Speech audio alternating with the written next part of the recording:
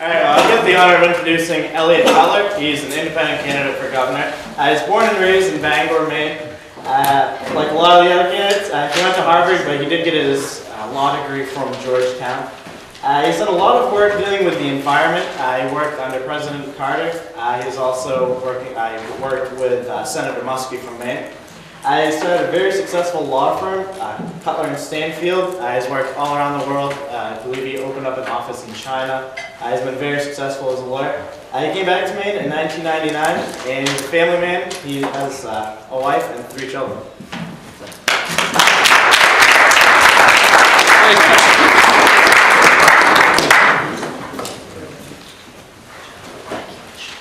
Thank you all. This is the second time I've had a chance to speak to a class at Farmington. I spoke to Professor Melcher's class a few weeks ago, maybe 6 weeks ago. I'm delighted to be back. Where's Paul? He's coming right back. Sure. Yeah, I'm positive. You know, Al Smith, who many of you may remember, was the governor of New York who ran for president before Roosevelt in 1928. Al Smith, when he was governor, once spoke to the inmates at Sing Sing prison, famous state prison in New York. And he opened his remarks, Smith was known to be sort of a stumble, and he opened his remarks by saying, my fellow citizens. And there was this, sort of titter among the inmates because they're not citizens anymore. When you're convicted of a felony, you lose your citizenship. So he realized that quickly. And so then he said, my fellow convicts. And that's what happened when he said my fellow convicts. And so he stumbled around, and he finally looked at everybody and said, I'm glad you're all here tonight. So I'm glad you're here tonight. And for some of you, I know it's not entirely by choice. I've always thought that professors who have the skill and the wisdom to invite a series of guest lecturers to their classes really got it knocked. I mean, this is a great gig, Tom, and I congratulate you for it.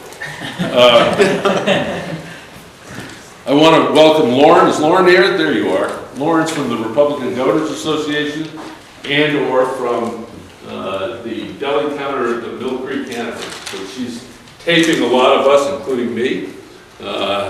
You'll probably see some of this in negative advertising in the fall. But we're happy to have you here, Lauren. Is that the part about me as the professor? Or? No, that won't make it. I also want to say something. I'm going to say it in Paul's absence. I think Paul LePage he's rapidly become, and you both rapidly become 2 of my favorite people in this campaign. You get to know each other a lot. And Paul LePage is a remarkable person. He's been a good mayor of Waterville, and he's going to be a great commissioner in the Cutler administration.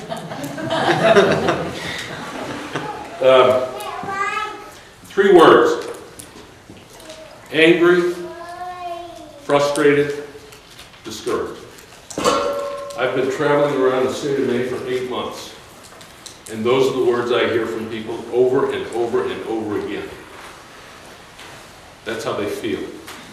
And there's nothing wrong with being angry and frustrated, because anger and frustration compel change.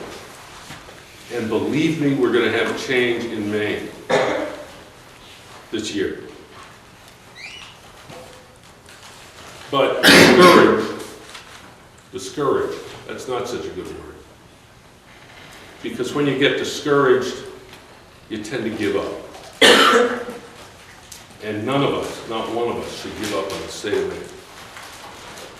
Paul's not giving up. I'm not giving up. I'm running for governor, and I'll tell you why, and I'll tell you why I'm not giving up. And you'll notice a remarkable parallel in the story I'm about to tell you and in Paul's story. My mother's father, my grandfather, came to the United States at the age of 12. He was alone, no family. He came in from Eastern Europe and he came through Halifax on the boat. And he found his way to Bangor. And he spent the first 8 years of his life, from 12 to about 20, as a peddler. And he walked the airline from Bangor to Calais on Route 9, selling notions and needles and thread to people who lived along that road. It was one of the first roads in Maine. This was in the 1880s. He later got married, he settled in Bangor, and he had 3 daughters. And all 3 of them, one of them was my mother, all 3 of them ended up with graduate degrees. It is an amazing story. It is as amazing as Paul's. And it's an amazing story about Maine and an amazing story about America.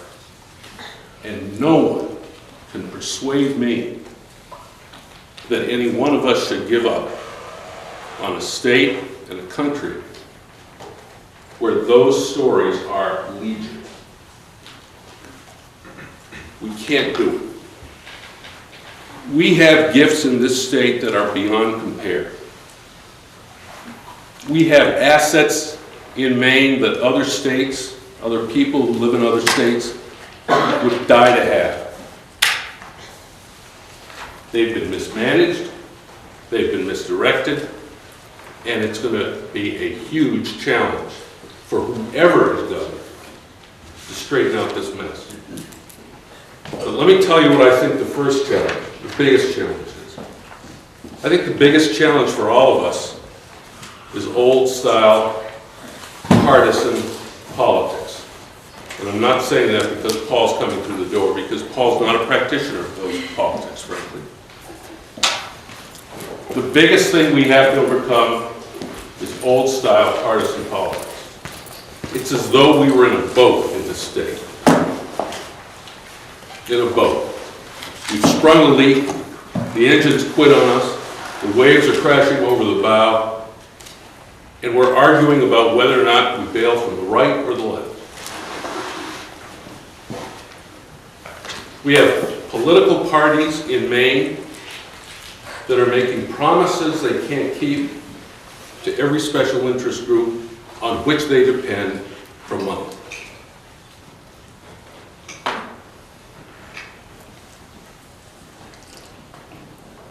I don't want anybody to vote for me because I've made some pledge or promise that you know and I know I can't keep, because I'm in agreement with you on some narrow issue, because I've persuaded you that I've got the cure-all for Maine's ills. If you decide to vote for me, I want you to vote for me because I'm an independent,